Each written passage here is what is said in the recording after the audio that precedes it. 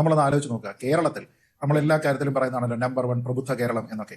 2026 തെരഞ്ഞെടുപ്പ് നടക്കുന്ന സമയത്ത് നമ്മൾ ചർച്ച ചെയ്യുന്ന പ്രധാനപ്പെട്ട വിഷയങ്ങളിൽ ഒന്ന് ജമാഅത്തെ ഇസ്ലാമി വർഗീയ പാർട്ടിയാണോ അല്ലയോ എന്നുള്ളതും പ്രവർത്തിക്കുന്ന സമയത്ത് നിങ്ങളുടെ അടിസ്ഥാനമായിട്ടുള്ള ചില ആശയങ്ങളുടെ അടിസ്ഥാനത്തിൽ മതരാഷ്ട്ര സ്ഥാപനത്തിന് വേണ്ടിയിട്ടാണ് നിങ്ങൾ സ്ട്രൈവ് ചെയ്യുന്നത് എങ്കിൽ അങ്ങനെ തന്നെയാണ്. മലയാളത്തിലുള്ള ഭരണഘടന ജമാഅത്തെ ഇസ്ലാമിയുടെ വെബ്സൈറ്റിൽ കിടപ്പില്ലേ?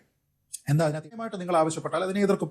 അതേപോലെ തന്നെയാണ് ഖാദർ കമ്മിറ്റി പറഞ്ഞിരിക്കുന്ന കാര്യമാണ് വിദ്യാലയങ്ങളുടെ സമയക്രമം മാറ്റുക. അപ്പൊ നിങ്ങൾ പറയുന്നു അതല്ല, മദ്രസയ്ക്കാണ് കൂടുതൽ പ്രാധാന്യം നൽകേണ്ടത്, അതുകൊണ്ട് വേണമെങ്കിൽ നിങ്ങൾ മാറ്റിക്കോ, ഞങ്ങൾ ഡാൻസ് പറ്റില്ല എന്ന് നിങ്ങൾ പറഞ്ഞത് സർക്കാർ സ്ഥാപനങ്ങളിൽ ഉൾപ്പെടെയാണ്. വിദ്യാഭ്യാസത്തിനെ പൂർണ്ണമായും സെക്കുലറായി കാണുന്ന പൊതുവിദ്യാഭ്യാസ സ്ഥാപനങ്ങളിൽ പോലും നിങ്ങൾ അതിനെ എതിർത്ത് കഴിഞ്ഞാൽ ഞാൻ അതിനെ എതിർക്കും. കാരണം ഇതിനെ ഒരു മതരാജ്യമാണ് എന്ന് തോന്നിപ്പിക്കുന്ന രീതിയിലത്തേക്കുള്ള ചില ആവശ്യങ്ങളാണ് പലപ്പോഴായിട്ട് സമസ്തയുടെ ഭാഗത്തു നിന്ന് വരുന്നത് എന്നുള്ളത് അങ്ങേയറ്റം ദുഃഖകരമായിട്ടുള്ള ഒരു കാര്യമാണ്. എന്താ എന്റെ ഉദ്ദേശം? ഉദാഹരണത്തിന് ഈദുൽ ഫിത്തർ, ഈദുൽ അസ, ഈ 2 കാര്യങ്ങൾക്ക് ഈദിന് വേണ്ടിയിട്ട് 3 ദിവസത്തെ അവധി അത് വേണമെന്ന് ഇവർ പറയുന്നു. ആർക്കും അവധി ആവശ്യപ്പെടുകയൊക്കെ ചെയ്യാം, അതിൽ പ്രശ്നമൊന്നുമില്ല. പക്ഷേ അത് പതിറ്റാണ്ടുകളുടെ പഴക്കമുള്ള ഒരു ആവശ്യമാണ് എന്ന് പറയുന്നത് ആ ആവശ്യത്തിന്റെ മഹത്വത്തിനെ വർദ്ധിപ്പിക്കുന്നൊന്നുമില്ല. അതിനുള്ള ഒരേ ഒരു അർത്ഥം പതിറ്റാണ്ടുകളായിട്ട് ഈ ആവശ്യം ഉന്നയിച്ചിട്ടും അത് പോസിറ്റീവായിട്ട് പരിഗണിക്കപ്പെട്ടിട്ടില്ല എന്നാണ്. എന്ന് വെച്ചാൽ അത് പരിഗണിക്കപ്പെടേണ്ടതായിരുന്നുവെങ്കിൽ ഒരുപക്ഷെ ഈ പതിറ്റാണ്ടുകളുടെ കാലയളവിനുള്ളിൽ അത് പരിഗണിക്കപ്പെടുമായിരുന്നു. എന്തോ അലമ്പുണ്ടാക്കാൻ വന്നിരിക്കുക. അതെ, ശ്രീ മുസ്തഫ മുണ്ടുപാറ ഇവിടെ പറഞ്ഞത് എന്താണ്? ദൂരദേശങ്ങളിലുള്ള ആൾക്കാർക്ക് പെരുന്നാളിന് വന്ന് തിരിച്ചു പോകാനുള്ള സമയം അത് അക്കോമഡേറ്റ് ചെയ്യുന്നുണ്ട് എന്നാണ്. അത് എന്ത് തരത്തിലുള്ള വാദമാണ്? അത് എന്ത് തരത്തിലുള്ള ന്യായമാണ്? അപ്പൊ ക്രിസ്മസിന് സർക്കാർ ജീവനക്കാർക്ക് എത്ര ദിവസത്തെ അവധിയാ കിട്ടുക? 1 ദിവസത്തെയാണ്. അപ്പൊ അവിടെയും ദൂരെയുള്ള ആൾക്കാർക്കൊക്കെ ഇവിടെ വന്ന് പോകേണ്ടതില്ലേ? അതും ശരിയാണല്ലോ. വീണ്ടും എന്നെ പറ്റിക്കാന്ന് വിചാരിച്ചോ? വിഷുവിന് എത്ര ദിവസമുണ്ട് കലണ്ടർ ഹോളിഡേ? 1 ദിവസം മാത്രമേ ഉള്ളൂ. വിഷു നമുക്കറിയാമല്ലോ, കുടുംബം ഒന്നിച്ചു ചേർന്ന് അവര് കണി കണ്ട് പിന്നെ ഈ കൈനീട്ടമൊക്കെ കൊടുത്ത് അങ്ങനെയുള്ള ഒരു ആഘോഷമാണ്. അപ്പൊ അതിനും അങ്ങനെയാണെങ്കിൽ 3 ദിവസം വേണം. എന്തിനുള്ള പുറപ്പാടാണ്ടോ? 3 ദിവസം എന്ന് ഒരു 3 എന്നുള്ള ഒരു നമ്പർ വരുന്നത് ഇതൊക്കെ ആർബിട്രറി ആയിട്ടുള്ള കാര്യമാണ്. അതിന് പ്രത്യേകിച്ച് എന്തെങ്കിലും തരത്തിൽ ഈ പറയുന്നത് പോലുള്ള ഒരു ലോജിക്ക് ഇല്ല. അങ്ങനെയാണെങ്കിൽ സ്വാതന്ത്ര്യ ദിനത്തിനും റിപ്പബ്ലിക് ദിനത്തിനും ഒക്കെ തന്നെ നമ്മൾ എല്ലാവരും ഒത്തുകൂടേണ്ടതാണ്, നമ്മൾ ആഘോഷിക്കേണ്ടതാണ്, നമ്മുടെ രാഷ്ട്രത്തിന്റെ കാര്യമാണ്. അങ്ങനെയാണെങ്കിൽ അതിനെല്ലാം 3 ദിവസം വേണ്ടേ? അതൊന്നും എനിക്കറിയാൻ മേല. ഇങ്ങനെ എന്തെങ്കിലുമൊക്കെ പറയുമ്പോഴേ എന്റെ മനസ്സിനൊരു സന്തോഷം ഉണ്ടാവുള്ളൂ. മതാടിസ്ഥാനത്തിൽ ആൾക്കാർ ഇത് ആവശ്യപ്പെട്ടാലോ? ഞാൻ നേരത്തെ പറഞ്ഞതുപോലെ ക്രിസ്മസിന് ആൾക്കാർക്ക് ചോദിക്കാം, അതേപോലെ പിന്നെ ശ്രീകൃഷ്ണ ജയന്തിക്ക് ആൾക്കാർക്ക് വേണമെങ്കിൽ ചോദിക്കാം. ശോഭായാത്രയുണ്ട്, അതിന്റെ പ്രിപ്പറേഷൻ ഉണ്ട്, അപ്പൊ അതിനു വേണ്ടിയിട്ട് കൂടുതൽ സമയം വേണം എന്നൊക്കെ പറയുന്നത് ശരിയാണോ? ഇത് വടി കൊടുത്ത് അടി വാങ്ങുന്ന പരിപാടിയാണല്ലോ ബാബു. ഞാൻ പറയുന്നത് ഒരു ഭാഗത്ത് വളരെ പോസിറ്റീവായിട്ടുള്ള ഒരു സ്റ്റെപ്പാണ് സമസ്ത എടുത്തിരിക്കുന്നത്. അതായത് ജമാഅത്തെ ഇസ്ലാമി എന്നത് ഒരു വർഗീയ സംഘടനയാണ് എന്നതുമായി ബന്ധപ്പെട്ട്, മതരാഷ്ട്ര സ്ഥാപനത്തിന് വേണ്ടി ശ്രമിക്കുന്ന ഒരു സംഘടനയാണ് എന്നതുമായി ബന്ധപ്പെട്ട് അവർക്ക് ഒരു തർക്കവുമില്ല.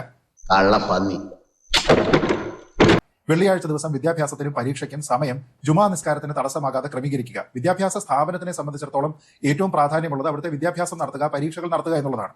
അതിനെ ഒരു പ്രത്യേക മതത്തിന്റെ ആചാരവുമായി ബന്ധപ്പെട്ട് നടത്തുക എന്ന രീതിയിലേക്ക് ക്രമീകരിക്കുക എന്നൊക്കെ പറയുന്നത് ഒരു സെക്കുലർ ആയിട്ടുള്ള ഒരു സൊസൈറ്റിയിൽ നല്ലതല്ല. അതുകൊണ്ടാണ് ഞാൻ പറഞ്ഞത് അത് മതത്തിന് പ്രാധാന്യം നൽകുന്ന ഒരു തിയോക്രാറ്റിക് സ്റ്റേറ്റിൽ വരേണ്ടുന്ന കാര്യങ്ങളാണ്. ഈശ്വര, ഇതൊക്കെ എന്റെ തലയിലാവൂലോ? അതങ്ങനെ നിന്റെ തലയിലാവണം. പിന്നെ നീ കയറിയേക്കോ? ഞാനാക്കണ, ഞാൻ അതിന്റെ ഒരു കുറവ് മാത്രമേ ഉള്ളൂ. നമുക്കറിയാം പൊതുവിദ്യാലയത്തിന്റെ സമയക്രമം മാറ്റുക എന്ന് പറഞ്ഞിട്ടൊരു കാര്യമുണ്ട്.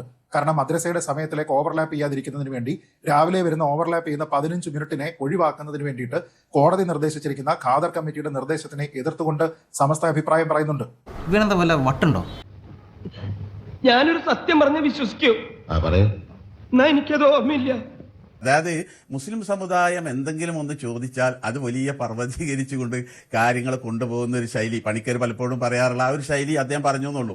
അമ്മാവൻ കാര്യമായിട്ട് ചൊറിയുന്നുണ്ടല്ലോ. അമ്മാവൻ ചൊറിഞ്ഞൊറിഞ്ഞ് തല്ലു വെച്ച് കൂട്ടുന്നു തോന്നുന്നു. സ്കൂൾ സമയമാറ്റത്തിൽ പോലും നിങ്ങൾ നിങ്ങളുടെ വാശിയിൽ ഉറച്ചു നിൽക്കുകയായിരുന്നു. അതിപ്പോഴും വന്നിട്ടുണ്ട് പ്രമേയ രൂപേണ. അതെ, ഞങ്ങളുടെ സ്കൂളിന്റെ സമയം മാറ്റുന്നതിൽ ഞങ്ങൾക്ക് അഭിപ്രായക്കേടുണ്ട്, ഞങ്ങൾക്ക് യോജിപ്പില്ല. അത് ഞങ്ങൾ പറഞ്ഞു. ഇത് ജനാധിപത്യ രാജ്യമല്ല മഞ്ജുഷേ. ഇങ്ങോട്ട് വന്നേ നീ. മുസ്ലിം സമുദായം ഒന്ന് ചോദിക്കുമ്പോഴേക്കും അതിനെ വർഗീയമായി കാണുന്ന ഈ ഒരു പുതിയ ശൈലി, അത് മുസ്ലിം സമുദായം ചോദിച്ചാൽ മാത്രം. മലപ്പുറത്തിന്റെ ജില്ലയെ കുറിച്ചുകൊണ്ട് പറയുമ്പോൾ അതോടൊപ്പം പറഞ്ഞ മറ്റു കാര്യങ്ങൾ ഇവിടെ കേൾക്കുന്നില്ല. പെട്ടെന്ന് വർഗീയമായി കാണുന്നത് നമ്മുടെ നാട് എവിടുക്കാ പോകുന്നത്? എന്തുമാത്രം അപകടകരമായ തലത്തിലേക്കാണ് കൊണ്ടുപോകുന്നത്. ഇത് ഞാൻ അങ്ങോട്ട് ചോദിക്കേണ്ട ചോദ്യമല്ലേ? ഒന്നാമത്തെ കാര്യം, പെരുന്നാളിന് മാസപ്പിറവി 1 ദിവസം മാറിയാൽ ആ ദിവസം കൂടി അവധി നൽകണമെന്ന് പറയുന്നതും അതല്ല എല്ലാ പെരുന്നാളിനും 3 ദിവസം അവധി നൽകണമെന്ന് പറയുന്നതും തമ്മിൽ വ്യത്യാസമുണ്ട് എന്ന് ശ്രീ മുസ്തഫ മുണ്ടുപാറ എന്നിനി മനസ്സിലാക്കും. ഇയാൾ ഉരുളക്കുപ്പേരി കോളേജിൽ നിന്ന് ഡിഗ്രി എടുത്ത് വന്നിരിക്കുകയാണ്, ഒരു തർക്കക്കാരൻ. രണ്ടാമത്തെ കാര്യം, താങ്കൾ തന്നെ പറഞ്ഞു മുസ്ലിം സമുദായം എന്തെങ്കിലും ഒന്ന് ചോദിച്ചാൽ ഉടനെ അതിനെ പണിക്കർ എതിർക്കുന്നു, അത് പണിക്കരുടെ പതിവാണ് എന്ന് പറയുന്നു. ഈ അറിവ് എവിടെ നിന്ന് കിട്ടി? പത്രത്തിൽ നിന്ന് അടിച്ചു മാറ്റിയതാ. കാരണം വെള്ളിയാഴ്ച ദിവസത്തെ വിദ്യാഭ്യാസത്തിനും പരീക്ഷയ്ക്കും അതിന്റെ സമയം ജുമാ നിസ്കാരത്തിന് തടസ്സമാകാതെ ക്രമീകരിക്കുക എന്ന് പറഞ്ഞു കഴിഞ്ഞാൽ അത് അനാവശ്യമായിട്ടുള്ള ഒരു ഡിമാൻഡാണ്. കാരണം വിദ്യാഭ്യാസ സ്ഥാപനവും എക്സാമും നടത്തുന്ന സമയത്ത് അതിന് കൃത്യമായിട്ട് അതിൻ്റെതായിട്ടുള്ള ചിട്ടവട്ടങ്ങളുണ്ട്, അതിനനുസരിച്ചാണ് പോകേണ്ടത്. അവിടെ മതം ഒരു പരിഗണനയാവരുത്. കാരണം വിദ്യാഭ്യാസം എന്ന് പറയുന്നത് സെക്യുലർ ആയിട്ടുള്ള ഒരു ഫംഗ്ഷനാണ്. കാര്യങ്ങളൊക്കെ കൈവിട്ട് പോയല്ലോ തിരുവട്ടമാ. അവിടെ മുസ്തഫ അപ്പൊ മുണ്ടുപാകയുടെ അങ്ങനെ ന്യായം എന്ന് ഒരു പറയുന്നത് second. മുസ്ലിം സമുദായം ഒരു കാര്യം പറഞ്ഞാൽ അത് വർഗീയതയാണ് എന്ന് പറഞ്ഞുകൊണ്ട് നമ്മളെല്ലാം ഏറ്റെടുക്കുന്നു എന്നുള്ളതാണ്.